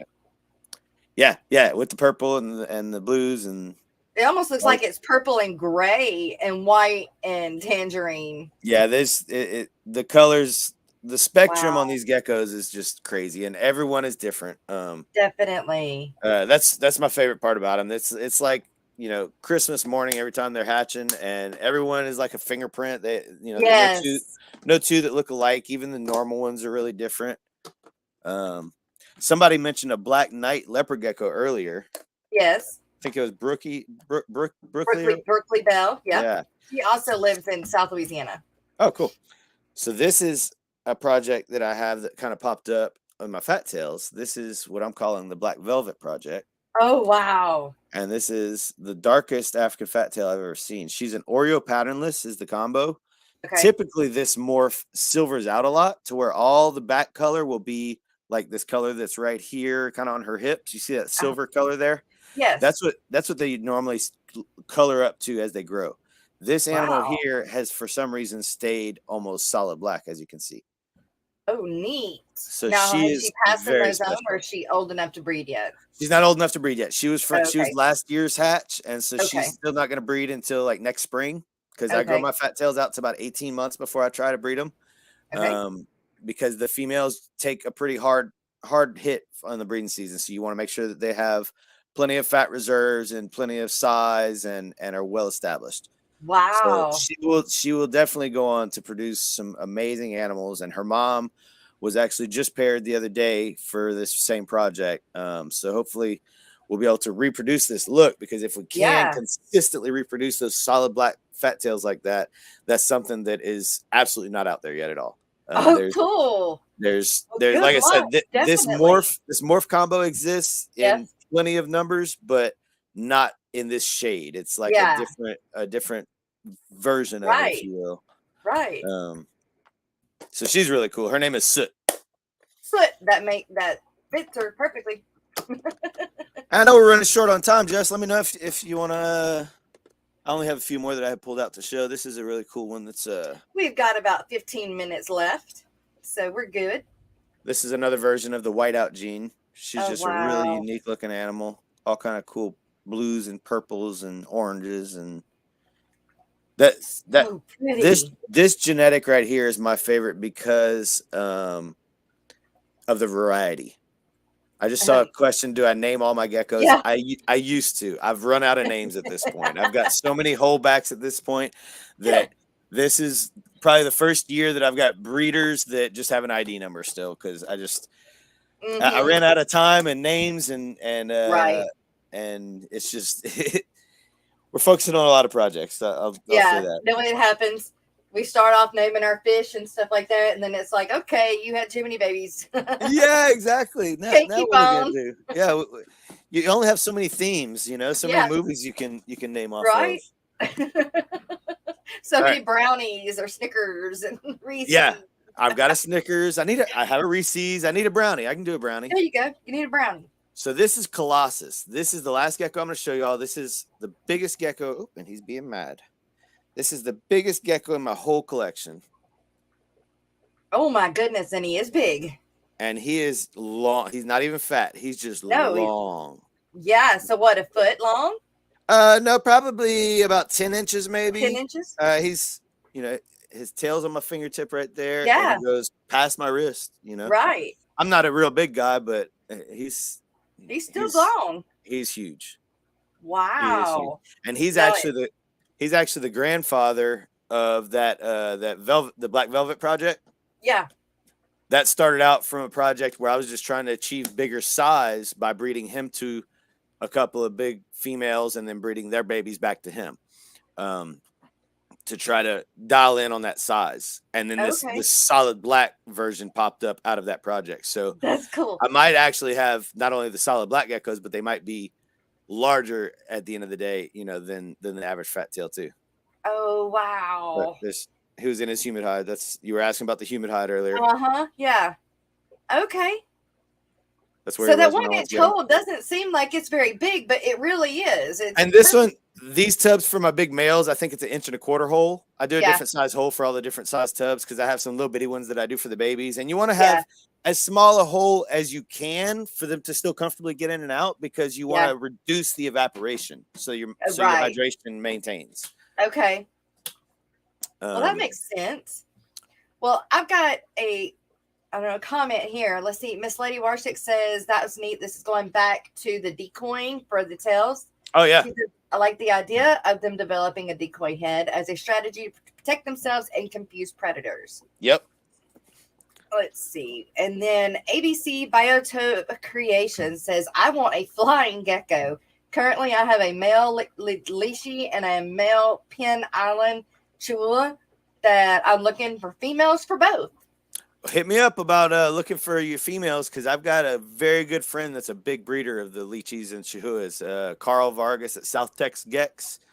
He's kind of hard to get a hold of, though, so hit me up if you need help getting a hold of him, and I'll get you through to him. But he's got some awesome stuff. We go, Seth, do you have any wild-caught fat tails with the white dorsal stripe? I do. I have one that I added last year. He's probably one of my more excitable fat tails. But this is a wild-caught male, and he's got the white dorsal stripe. And that's actually why I bought him, because I wanted a striped male in my wild-caught collection, because I produce pure wild-caught genetics too, not just the morphs. I also pair these to wild-caught females and produce just straight, fresh F1, F2 genetics that should be het-free. Oh. I told y'all he was wild. Hang on. I put him up. I don't know if y'all saw that. He got me there. Yeah, he jumped. That's cool. Let's see. We've got this question here. Jess, how does Seth? Oh my gosh, does it hurt? Yeah, that one. He got me pretty good there when I was going to put him in his tub. Like I said, he's always been. He's my one wild caught one. Most of my wild caughts are really laid back, like most of my other fat tails. Yeah. And actually, we need to talk about their personality, because that's a bad example of a fat tail. Definitely. Because that's one of the main points that I make about the fat tails is how calm they are and how nice they are. And that guy right there is the complete opposite example of them. You saw the other ones that I was taking out, how they all just kind of sit in your hand. Yeah. That is how they are. Like, yeah, no, he is the opposite. And they all have different personalities, but 90% of them are very, very calm, very laid back. When you get them out, that's what you get. They're just curled up in your hand, and they'll literally fall asleep on you sometimes. And they literally sell themselves at the expos. I'll put them in people's hands, and they're just like, he's not doing anything. Yeah. And some people get bored with that, but a lot of people, that's what they want, is something that they don't have to worry about it scurrying away every time they want to handle it.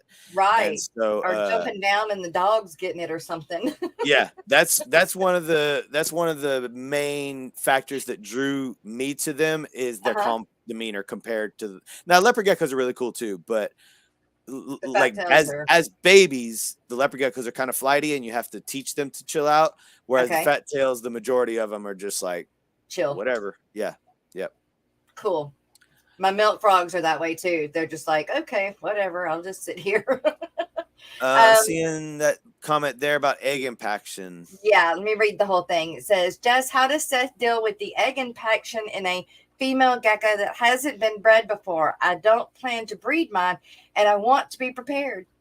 So if if she's never been bred, you're not going to ever have an actual impaction. They will still ovulate every year, and some females take that ovulation pretty hard and will go off of food, sometimes for months even. Most females don't miss a lick, and you can barely even tell they're ovulating. Some just miss, or a lot of them just miss a few meals and then get right back on it. And then there's some that will literally starve themselves for months on end and get down to looking like junk before they decide to start eating again. And that with those guys, there's really nothing you can do but keep offering them different food sources. Keep if they get really low on nutrients and tail storage, you can start like assist feeding them or feed them like some grub pie or something like that. But I've never really had to do that. They usually end up eventually coming around. And even last year I had one that just looked really bad at one point, and she's doing fine now. She turned around and started eating again. But that's the most common you'll see with non-bred females, is that they'll have lack of appetite during the ovulation period. So for that reason, I try to sell males when I'm selling just for pets. I try to push for males as much as possible, but I don't produce as many males either, so that's kind of difficult to always accomplish. So is there a trick to getting like more females than males, or vice versa? That's the awesome thing about these geckos. The fat tails isn't as accurate, and you have a smaller window, but the leopard geckos is very accurate. We call it temp sex incubation. So we'll have either temp sex female or temp sex male. And so for leopard geckos, it's 80 degrees and 90 degrees. If you have 80 degree temp, it's going to be females, like 100%. If you have 90 degrees, you're going to get probably like 98% males. And if you're in between, you'll get a mix. And I have a theory about that too. Another one of Mother Nature at its finest kind of things. And then the fat tails is the same thing, but a smaller window. So the fat tails, look, somebody just asked temp sex. Yeah. The fat tails are 84 degrees is what I incubate my females, and 88 degrees is what I incubate my males. So it's a little tighter window, just like their temp range in the enclosure is a little tighter window. And it's not as accurate as the Leo temp sexing, but it is still pretty accurate. So yeah, that helps us with projects, Yeah. How many eggs do they have at one time normally? Usually 2 eggs per clutch. Sometimes they'll lay a single egg clutch, but most of the time they'll lay 2 eggs every clutch, and they lay a clutch every 10 to 20 days through the season. And their season might last a month. They might only lay a clutch or 2, or some girls will lay 6, 7, 8 clutches. And their season does it depend on their age? No, I haven't found, because I've got some first year girls that'll lay forever, and I've got some proven girls that'll have a slow season. It just kind of has. I think it has more to do with the individual female, and some of them won't lay it all for you. That's one of the tricky things with fat tails, is that they're not as plug and play. They do require a little bit more actual TLC, I guess I would say. My dog knocked down my green screen. Oh no. But that's what I like about fat tails, is they're a little more challenging. They're not people can't buy into them and be just rocking and rolling the very next year. It takes some time, and it takes some patience, and it takes some trial and error. Let's see. Like Puerto Rico, 90 degrees. Oh God, Eduardo, I didn't realize what you were saying. Well, what's your next? Do you have like a pride project that you've got coming up, or? That black velvet project I showed you, that's going to be a big focus for me for the next couple of years, because I think if I can consistently reproduce those, that's going to be really big. That I showed you Skittles, my mascot. The project that she came from is called my Mango Project. That's been one of my passion projects with the fat tails for several years now, and will continue to be. I've got more refinement to do there, and my quest for genetic diversity and genetic I've accumulated every genetic that fat tails have, and my goal is to have a library of genetics that is all inclusive, like has everything. And I want to try to isolate each genetic and outcross each genetic to the wild caught, and try to have the most genetic diversity possible while still maintaining high quality projects and high quality visual animals. So that's my big long-term goal, is to eventually have, a very, very diverse collection that has everything you could possibly need to put together for any projects that somebody comes up with. Now, so how many do you keep in your collection as breeders? Fat tails, we have about a little over 30 adult males that are in our breeding programs and our breeding projects, and then we have about a little over 100 females at this point that are either like grow outs that are going to be breeding this fall, or experience, veteran breeders. So fat tail wise, I guess we're at about 130 to 150 with the holdbacks and stuff that are still growing out, the babies. And then the Leos are a much smaller scale. They produce more though, so you don't have to have as many to produce the numbers. But like I said, I'm really focusing on the fat tails for the last few years, and that's definitely going to be my highest production this year. Now, I really didn't get into it, but what does one cost? That's a wide range. So you can get a wild caught fat tail for as little as $30.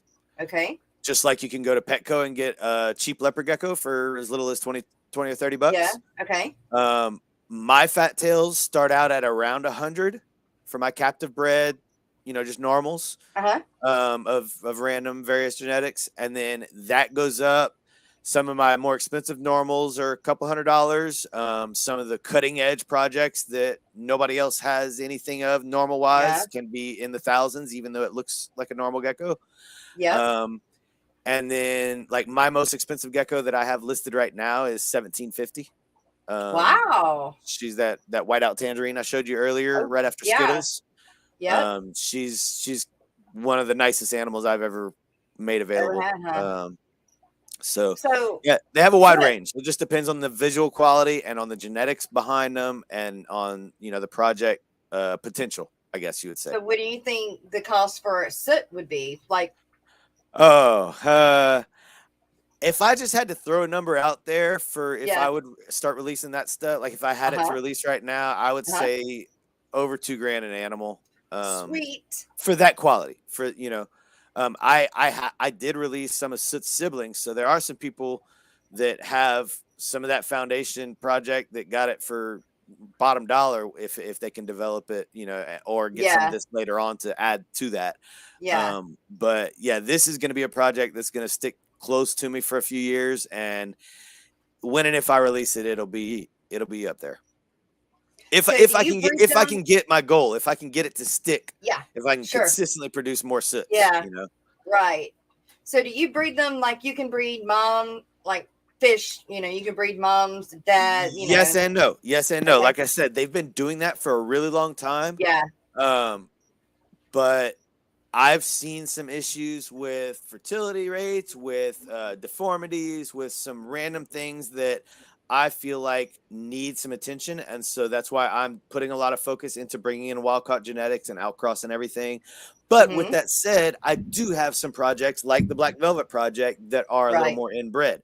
But I started out with unrelated animals at the base of that project. So my original pairing for that was Colossus to Patty Cakes, the one I showed you with the regenerated tail.